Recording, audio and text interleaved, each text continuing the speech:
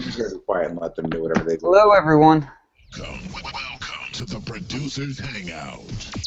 So, welcome to the Producers Hangout. This is episode 31. I am host Flux of fluxwithit.com, the Producers Hangout, and the machinewarehouse.com. And we have special guest on the show today. First, I will introduce Stefan Stenzel of Waldorf Music, CTO and designer extraordinaire. And we also have with us Mark Kilborn of Raven Software.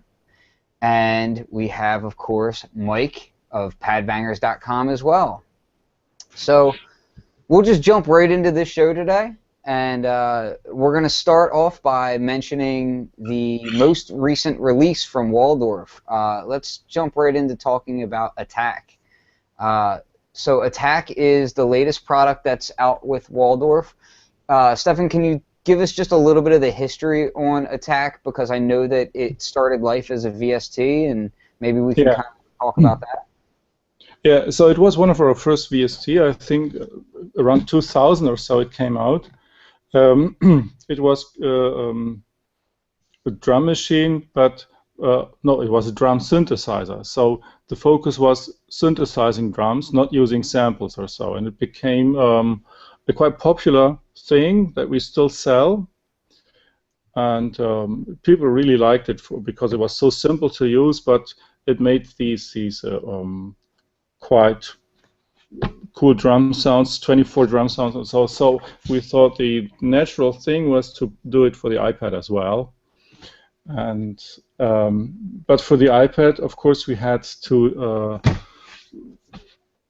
spice it up a little bit with the pattern sequencer, because a plain drum synthesizer without any pattern or so is quite boring on the iPad. So we threw in the pattern sequencer with the song mode and a tiny effects section. And the one very new thing we did is we added something that we call the phrase vocoder, which is something that you can use for creating artificial vocals. Now, this is the phrase vocoder on here. Is that taken directly out of Nave? Is that did you guys have to tweak it a lot, or how did that work? Yeah, in Nave we have a tiny speech synthesizer. Yeah, so the phrase vocoder is something in between a speech synthesizer and a vocoder. Normal vocoder is like you have two inputs, one carrier and one modulator. The phrase vocoder is something where the modulator is replaced by just simple text input, and it's very good that we have the step sequencer, because now at every step that goes into the phrase vocoder, a new syllable is started, just in the proper timing. Yeah? So you have very good control of your artificial vocals, and you can make like male, female voices, monophonic, polyphonic, like some choir sounds or so. It's very versatile. It might not always be absolutely intelligible, but normal pop songs usually aren't as well. That's true. That's true. Can we switch to my screen, because I got the app open right here, and maybe when Stefan is continue talking, I can step through some of the features. Yeah. So okay. Well, you just entered the thing where you have the text field for the phrase vocoder. You can enter something like hello or hangout with Waldorf music or whatever or so. Yeah. And well, then you have to assign the effect. You have to assign something to the effect, put some steps to it, and then you can actually hear this. I don't know if anything is currently assigned to effect 1 in the current song. No, not really. No.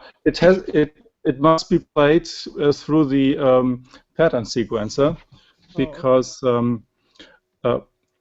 this has a very good reason, because with normal phrases or with syllables, the musical onset is not must be on the vowel part of the syllable. not everything that is prepending the vowel part is also coming before the vowel part. So because of that, it's very good, the combination of the phrase vocoder and the step sequencer. So that helps keep everything sounding in time as well, and Yeah, makes yeah. it more, yeah. Yeah, exactly. There are several other speech or singing synthesizers out there who work also syllable-based, but there a note on triggers the syllable, and that always sounds out of time. Yeah, yeah. That's an interesting way to come about it. What was it that made you guys think to put the vocoder into attack? What kind of triggered that thought process?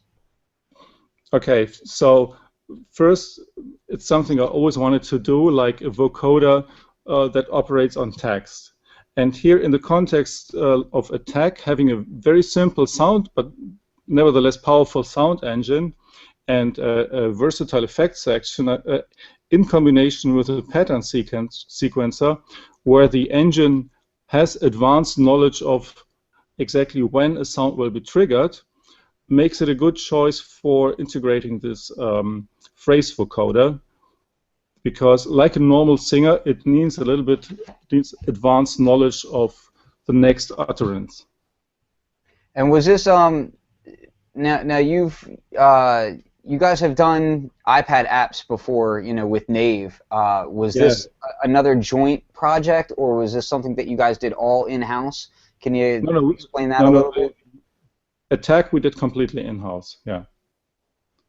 Did you have a lot that you learned from Nave that kind of helped you guys along with this?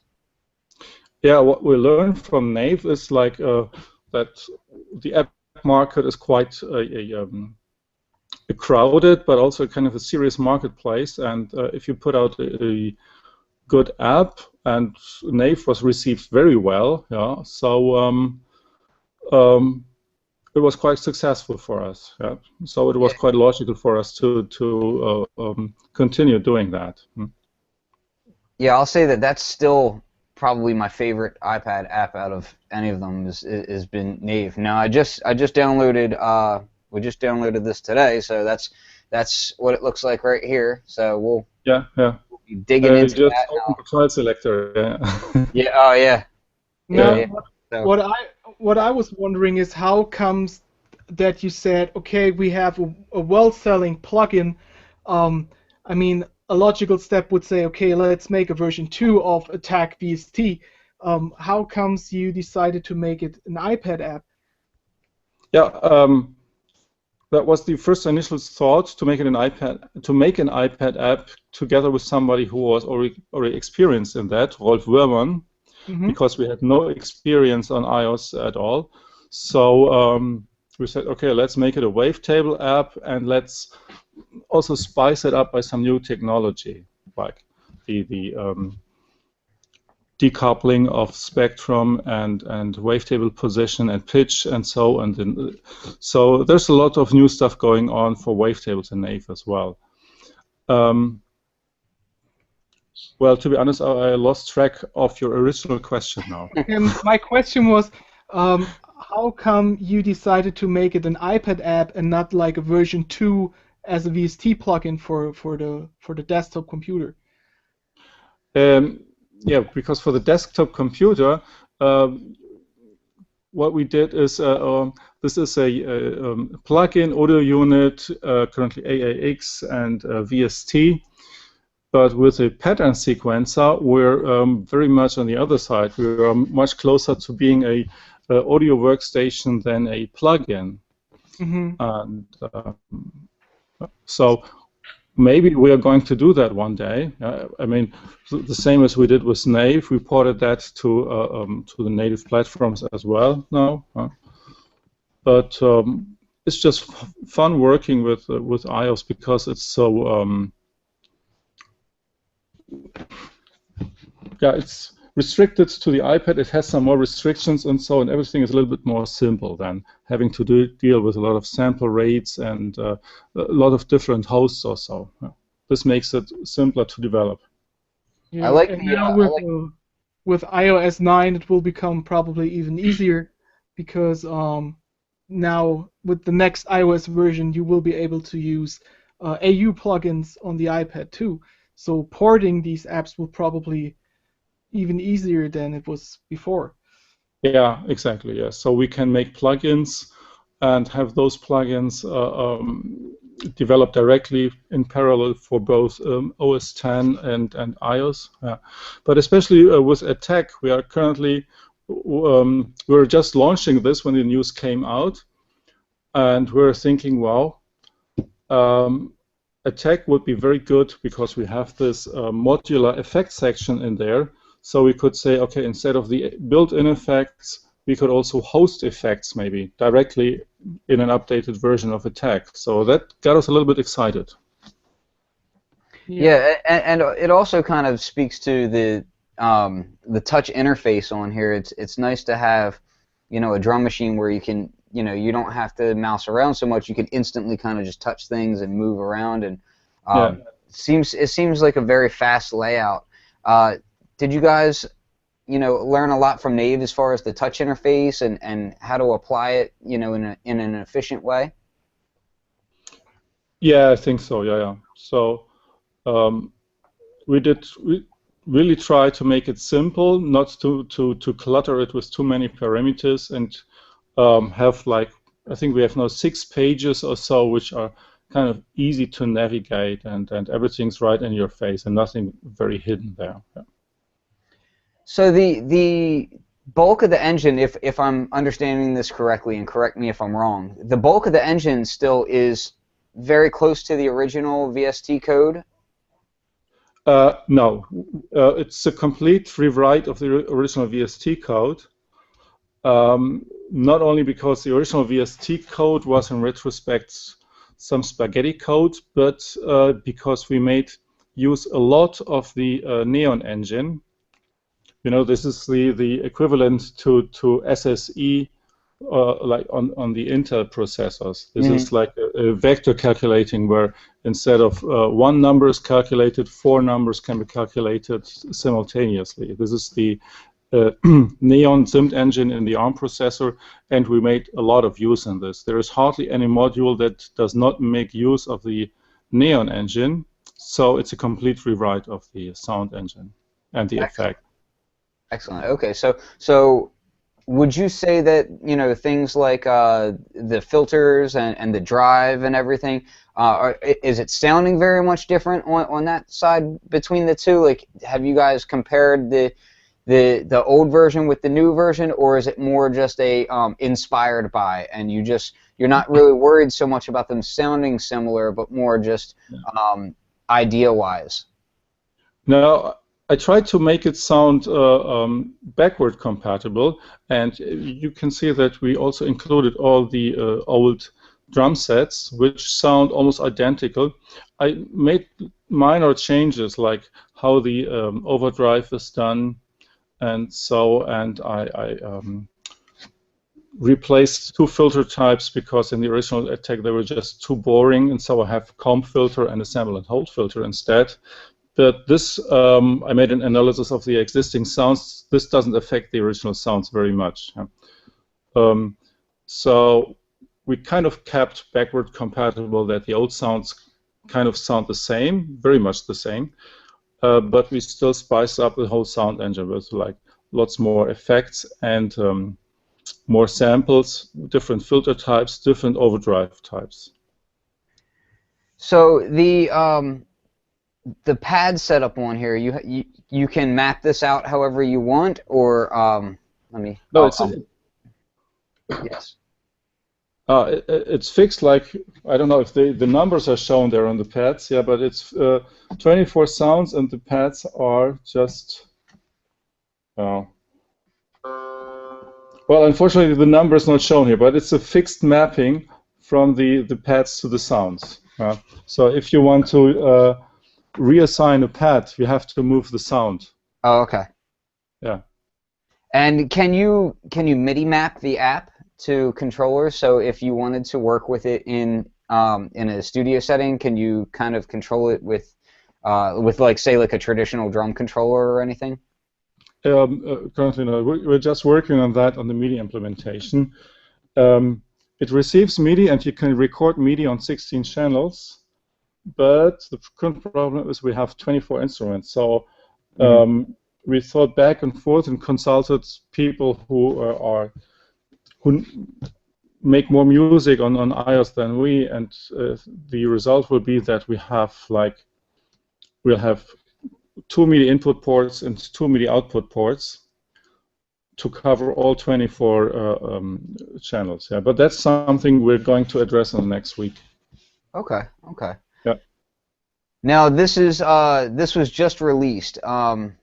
Yeah. So everyone can pick this up now. This is something that people can run out, grab, and try and have fun with immediately.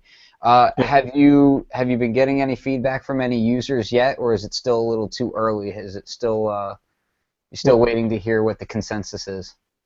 So so far I got very positive feedback from users. So they were saying, okay, this is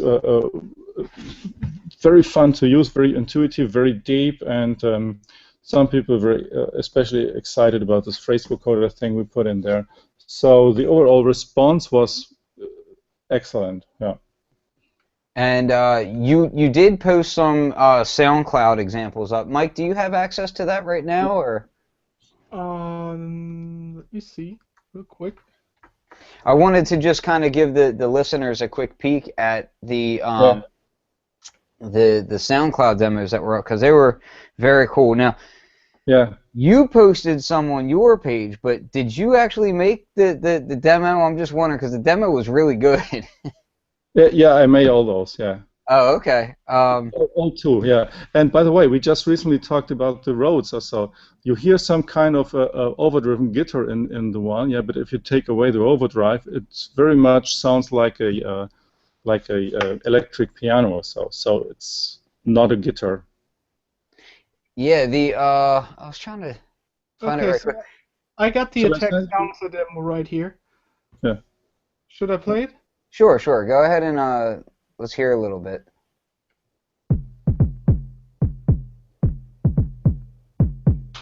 That's not the one from me. No.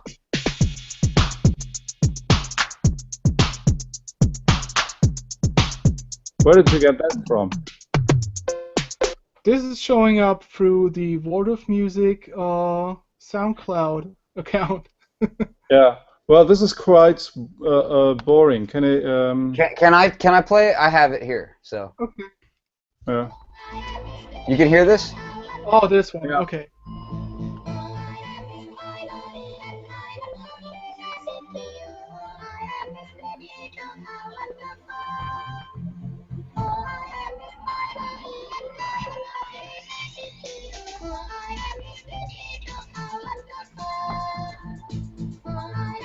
And what's cool about this is that you can hear the syllables are hitting like right where they should, you know? Yeah, that's exactly what I was talking about. Yeah, it's unlike conventional singing synthesizers where the syllable starts on the musical time. It's the vowel part of the syllable that must be on the musical onset. And I tried to get that, and I think the timing sounds better than in most other singing synthesizers. Now, did you guys look at programs like Vocaloid and some of the? I know that they have some of the like Japanese style vocal programs out there.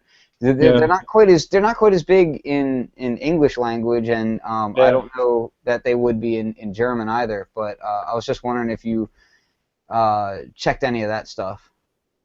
Yeah, I briefly looked at this. My colleague has bought a copy of that or so. But to me, it always sounded a little bit awkward and like it sounds nice, but I don't want to hear it in my song. So because the timing was always a little bit awkward and it wasn't as very flexible. So I think what I did here on the iPad might sound a little bit more artificial, but for me, it's more fun. Mm-hmm. I think it sounds. There's a control for gender, for example, yeah, or for the ratio of vowel and consonants time or so, which if you tame it, you can make it quite expressive. From what I heard from the demos, I think it sounds more natural than like the Vocaloid stuff. I think their stuff always sounded a little bit robotic, like with the pronunciation was very robotic. Yeah, like Shania Twain. This coming from German guys speaking English. So. Now, Mark, I'm going to ask Mark real quick because he's been sitting here silently. Now you guys handle a lot of sound design. Are you familiar with any of the Waldorf products? Do you guys use any of that stuff? We use a little bit, not a lot. I actually used I have a Waldorf Micro Q that I've had for a number of years, and I used that on Project Gotham Racing 4 years ago. I did a lot of glitchy sounds for when the camera, there's like a mode where the camera's on the bumper of the car, and anytime you run into walls, it kind of glitches out and freaks out, and made a lot of use of the randomize button on the Micro Q trying to cook up stuff for that. A lot of our stuff is sourced from real-world sounds, so we do a lot of field recording. So we don't use stuff like that as much, but every once in a while, we'll sometimes add synthy elements to things. But it's, especially on Advanced Warfare, the direction was we had to stay very, very grounded in the real world. So we don't use a lot of synths. Although on the side, I make music, so I have several Waldorf things that I like for that. Oh, very nice, very nice. Yeah, and we were just before the show, we were kind of chatting about some of the different hardware products. Stefan, what were some of the more recent hardware products that you've been involved in, pretty hands-on? Okay, currently I'm a little bit involved in NW1, the modular thing that is hopefully coming out very soon. Yeah, I'm very much looking forward to that. Yeah.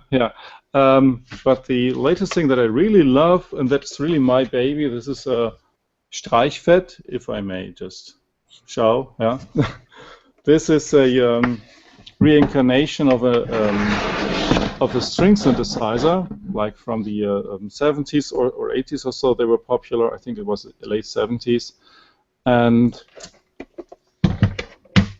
this was. I gotta thank you for this so much because I'm a huge fan of these old string machines, and my favorite synth is still an Orb Quadra, but I will never can afford one of these machines. So Strike was just my one of my favorite toys here in the studio. I really love it. Thank you very much. Yeah, I appreciate that. Yeah, on my shopping list for a while too. I need to go pick it up. That was very fun to develop because I had a look at old schematics and I saw that it was like the octave divider technique.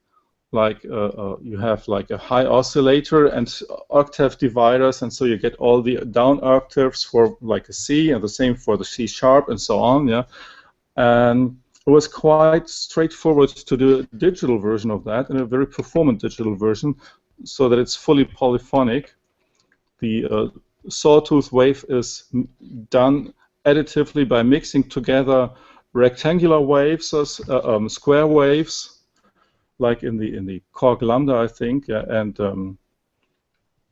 I had so much fun developing it, or so, and it's I still love this machine. So this is a very special thing, special product for me. This is my personal favorite currently. Now, is that something that obviously from the previous demo that we just played, you like to make music as well?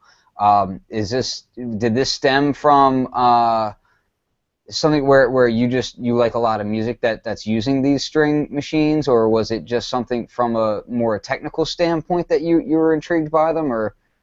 Both, yeah. So it's. If I like them, and well, I was reminded of the music from Francis Lai, like the Abilities music or so, which way back I once used for a movie without permission, and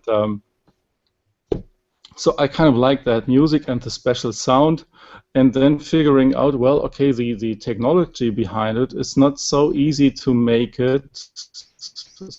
What we made there is kind of a virtual digital synthesizer by incorporating these top-down dividers or so. So for me, it's just the same. It's the music and the technology, they belong together. So the desktop modules that you guys have done, you've done the StrikeFET, the 2-pole, and the Rocket. They all have like a similar kind of housing. Is this something that you guys plan to continue, like these kind of very like compact but knobby, like very hands-on boxes? Yeah, it might be that we come out with one or two more of those boxes. Yeah, but we're not going to do this forever. So we're having something in the pipeline a bit bigger and hopefully with keys. So we're not relying on tiny modules in the future. Now, the last full synthesizer that you guys released was, hardware. That would be the Pulse 2, correct? Yeah. And can you give us a little bit of history on the Pulse and Pulse 2? Okay, so the original Pulse was kind of an accidental development because at that time I was working on the 4-pole, and it had a filter, it had envelopes, it had an envelope and MIDI trigger, and so it had everything a synthesizer needs except an oscillator. So accidentally, the microcontroller that we used had a peripheral that was not used. That was the timers, and I figured out you could use the timers to do a PWM waveform, very much pitched or so. So instead of working on the 4-pole, I just soldered a wire from that to the audio input, and that was a synthesizer. So that was the base for the original Pulse that I made, and it became very popular. I think back in 1996. Not only because it was analog, had 3 oscillators, but also because at that time we had an arpeggiator where we were kind of the only ones to have an arpeggiator. It wasn't completely new, the concept of an arpeggiator, but it was, since polyphonic synthesizers came up, it was kind of forgotten, because back then the arpeggiator was kind of a workaround for a monophonic synthesizer to play chords. Yeah. So we stopped producing it I don't know, around 2000 or so, but they're still so high in demand, so that we decided to do a reissue of that. So we added a little bit more features, like the paraphonic modes, where you can play 8 notes simultaneously, the unison modes, the different PWM waveform, which we called alternate pulse width modulation, where you have the PWM sound but without losing the energy or so. So yeah, that was kind of it. So yeah, the Pulse 2, the newer one, has a similar layout to the Blofeld. Like just in terms of like a desktop box. Now, I remember when I went to NAMM, you guys had, this was a couple years ago, you guys had a demo model out there, and it wasn't quite ready yet. And it took a little while for it to come to market. Was there anything in particular that you guys found to be a challenge with the new form factor, or just in general, like developing the product? We had a lot of problems fitting all the electronics inside, because there is a lot of electronics inside with the filter, the oscillator, the paraphonic modes, and so on, especially because it's all discrete. It's not like a Curtis chip or so. So the hardware development, and of course also the software development, took some time. Yeah. Do you have a preference over using discrete components versus using things like Curtis chips? And I mean, I know that Curtis chips can be a little bit hard to source, but do you have any preference personally as far as that stuff is concerned? Yeah, personally, I hate using parts where there's no second source, where I rely on a single supplier or so. And I think with Waldorf we have a long history with the Curtis chips, which specs were changing from one charge to the other or so. This was not a complete love relationship or so. Yeah. So currently I'm happy to use off-the-shelf chips, which were, I know, if the one supplier fails or so, we have a second source. So, can you tell us a little bit about how the filter works in the Pulse 2? Yeah, okay. So the Pulse 2 filter is a classical transistor cascade filter, as you know from the original Moog. But we did some quirks to it that we get also a 12 dB low-pass filter, but also a 12 dB bandpass or a 12 dB high-pass filter from the same transistor cascade. These sound quite good. Different than any other bandpass or high-pass you've ever heard. You should. So on this particular synthesizer, is there anything about it that speaks to you personally that you really prefer it for more than other synthesizers? I know some guys like certain synthesizers for basses and for leads and things. Is there anything about it that you just tend to gravitate to it on? Yeah, well, first of all, for basses, I love it very much. Yeah? And one thing I really like about this is the capability that you can modulate the filter with an oscillator. You can get very vowelish sounds with it, and I just love those sounds. Yeah, that's something that I like to do in my modular a lot, is get those audio rate modulations going on and AM synthesis and things like that. Now, can you do the amp modulation from an oscillator as well, or? Yeah. So the oscillator 3 can be routed either normally to the mixer that you can hear it, or you can use it for filter modulation or modulation of one of the oscillator levels. Mm-hmm. Very nice. Yeah. Yeah, that's excellent. It's not as versatile as a modular synthesizer, but you can at least do some audio rate modulations. Yeah, absolutely. I mean, that would be a modular by definition is going to be more versatile, but it's going to require a whole heck of a lot more setup time as well, and you're not going to be saving patches. So, the Zerenborg, I still don't know if I pronounced that correctly. So can you tell us just a little bit about how that came about? Because I find that thing fascinating, and it just sounds awesome in person. So. Yeah. Okay. So that was the idea of Axel Hartmann. He came up with the name. He said, "Well, the name came to him in a dream or so," and he said, "We just have to do a digital piano called Zerenborg or so." Yeah. So, we liked that idea. And especially like the idea of doing a keyboard with a user interface that has no LCD, because I felt that for a musical instrument, an LCD is always asking for focus, and that focus should more go to the music or so. Yeah? So we did that on purpose, leave away any LCD, and make it simple.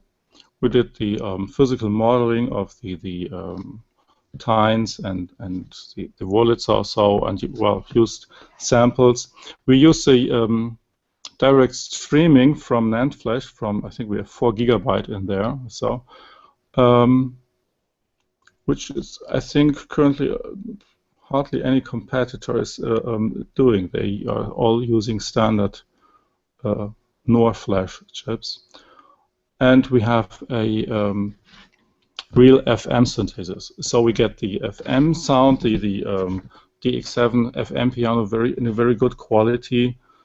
And it's especially fun if you mix the FM sounds with the sampled sounds or so. So I really like it, and I have one at home, and it's also one of my favorite instruments. Can you just talk me through a little bit about the speaker system in here? Because that's something that's pretty unique to this instrument as well. Yeah, okay. The speaker system is done by EMES. This is he's making speakers. I think somewhere in south of Germany. I forgot exactly the location, but he's quite successful doing speakers, and he's shipping those to us. He's the pre-assembled speakers, And he also helped us to do the digital crossover because he just knows how to do crossover properly, how to treat the bass speaker or so frequency-wise, and so how to not waste energy for too low frequencies or so. So that was a very valuable lesson we learned from him. Yeah, and we're quite happy. We could use a little bit more output power, so maybe. Yeah. The so the physical design of it, is that all Axel Hartmann or? Yeah, yeah. I mean, the user interface I made in long discussions with Axel Hartmann. Yeah, but all the rest of the design, also the legs and the housing, is mainly Axel Hartmann. Yeah. It's really cool because it kind of has like this vibe of like a cross between a Rhodes and a Wurlitzer, and it's kind of like in its own. It's in its own space, but it feels like it's always been there. Like if you looked at it, you'd say, "Wow, that's really futuristic looking," but it looks like something that's just always been around, and like it looks like an instant classic. Yeah, well, I've heard different opinions. I heard people say it looks like it's a remnant from the GDR. So yeah, okay. I personally love it. I think when you walk up on them, it's just really cool looking. It looks like something that you just want to like lay your hands on immediately, and yeah. I mean, it's just very very like I said, like it looks to me like an instant classic kind of feel to it. I like that. I also I'm one who if something looks nice, I want to play it more. Like I like the Korg did a nice looking electric piano. And like the design of that was kind of reminiscent of what was it, the Moog White Elephant that they had. I forget who it was that actually made it for them, but it was like an old organ style, and it's kind of similar in layout to, I don't know if I can even show that Rhodes back there, but yeah, very nice. Yeah, I have so much junk on it. It's a shame. Mine's covered in synthesizer right now. But what I was wanted to ask is, I have the feeling your stuff is always, or your way you're releasing products is very unique. Now, I remember Rocket was one of the first analog synths when the hype began, but after that, I had the feeling all the companies were just bringing out more and more analog stuff, but you decided to bring out the all digital Strikefat. Then you had the Zarenburg coming up, and is it like your philosophy that you don't focus too much on the hype and try to be unique, or was it just because you wanted to make these products for a longer time? Well, first, if you feel there is a hype and you just want to be part of it, you're trailing behind or so on. That's never good.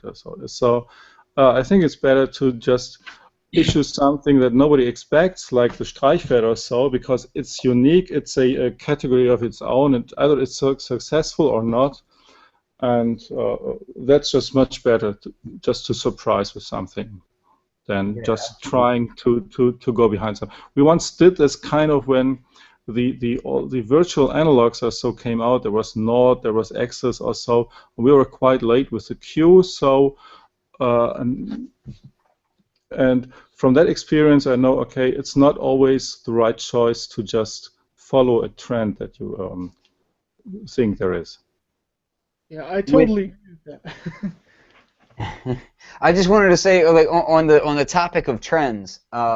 So nowadays, the next major thing coming out, I guess, would be the NW1, and a lot of people seem to be very excited with Eurorack. I love Eurorack, and now that I see that you guys have an actual Waldorf module coming out, do you see like a long-term future for Eurorack, or was this more of like just a project that you guys were interested in doing, and you had something that you felt that could fit that need, or what's your interest in the Eurorack marketplace? Well, we saw that the Eurorack format was getting more and more popular, and so we said, well, let's give it a try. let's just use the nave oscillator and put it in a modular thing, spice it up also with some speech synthesis or so, yeah, and it's just a try how successful that will be. And depending on the success of that, we'll decide to do more modular or maybe discontinue that completely. But I think it will be quite good, and we are doing more modules.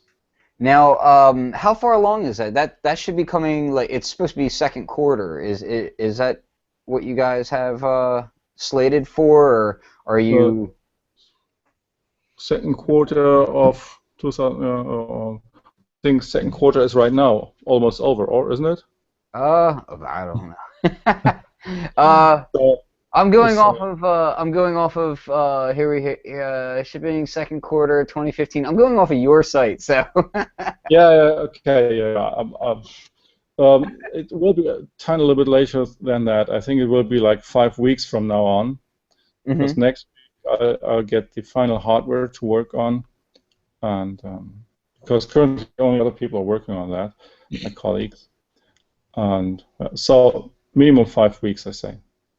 So with porting the oscillator of Nave into Eurorack, are you guys finding things that you don't like about Eurorack? As far as I know that a lot of people kind of get up in arms about like the power sourcing for Eurorack, and a lot of people were really surprised when they saw Roland jump into Eurorack because they didn't think that any of the larger companies would want to play around with customers having to play with power supplies, and it's kind of been up in arms a little bit. But with these digital oscillators, I mean, I see that you guys have your specs listed as only 150 milliamps. So does that concern you at all, or are you just saying, hey, it's a Eurorack product, we're expecting people to know what they're getting into when they get it?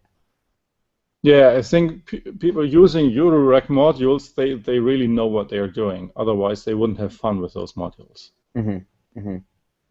So now, are you directly involved on the team for that, or is that your colleagues? No.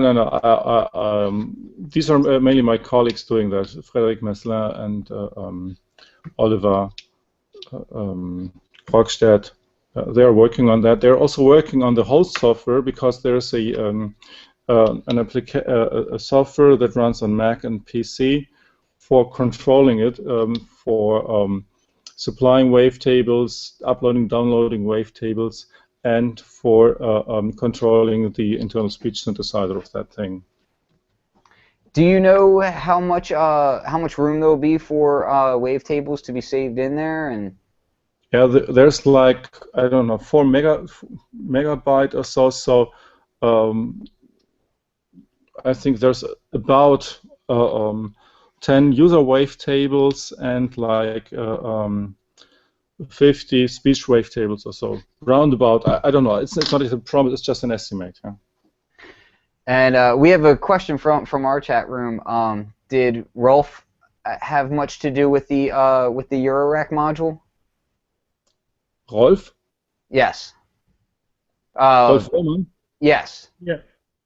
No. I think we might consult him later when we are trying to beta test or so. But I asked him some questions. I don't know about power supply or things or so, but he's not involved in that project at all. Okay. Yeah. Well, it's been really wonderful getting to pry into Waldorf a bit. And is there anything else that we've missed that maybe we should just touch on before we call it a day?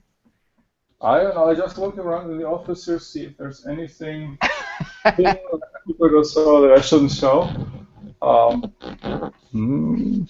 Currently not. No. So what we'll say is, right now, everyone who's watching, everyone who's going to be watching the YouTube or listening to the iTunes podcast later should all go download Attack and Nave, right? Yeah. That would be first, and then place your order for a Pulse, a Strike FET, a 2-pole, a Blofeld. Yeah, of course. Yeah. Yeah. So no, it's. Yeah. Go on. If you want to buy a tag, it's still on sale for like a $14.99 or euro or so. The price will rise a little bit, the same price as Nave in about a week or so. Excellent, excellent. Well, I'm looking forward to messing with it, and once I've kind of wrapped my head around it, and I can apply the speech to the effect and make it do what it's supposed to do, I'm definitely gonna I'll post a review and show kind of people what I'm thinking, and I'm sure Mike will as well. Sure. Definitely, and the other thing is just that Nave is now out on native platforms, so you can get Nave as a VST now. So I would definitely be looking forward to checking that out as well. That's been something that's been long anticipated. So I like I said, I've been using Nave on my iPad since it came out. It's one of my favorite ones, and now that it's a VST, it just makes it so much easier to incorporate into your setup. So that's very cool. Yeah. And Okay. we'll also say goodbye to Mark, who Mark is going to be. We're going to have a show with you as a primary guest very soon. And we'll dig into your brain about all the whatnots about advanced warfare and some of the other interesting projects that you've done, and dig into your vacation that you took, because it made me very jealous. The first one in years, yeah. Yeah. So, but it was excellent having you on as well. And Mike, I'll let you say your goodbyes as well. Okay, yeah, good show. Thanks for coming by, guys. Now for Pat Bangers, it's going to be a little bit more quiet in the next time because I'm very busy with new projects. In between, please go to themachinewarehouse.com and listen to the excellent demos I got from for the Out of Orbit sound pack. I sent it out to a few people who sent back excellent reviews. So if you like the sounds, please consider buying those at the Machine Warehouse. But you definitely got to check out the demos because they're really, really good. So, Yeah, absolutely. That's something that people need to be aware of, because there was a lot of work put into that, and I personally enjoy it quite a lot. So, yeah. And on the personal plug tip, go buy Concrete VST, which is out now, and that was many months of hard work. So go get it. Yeah. But thank you all for watching, and stay tuned for the next episode. Peace. Bye.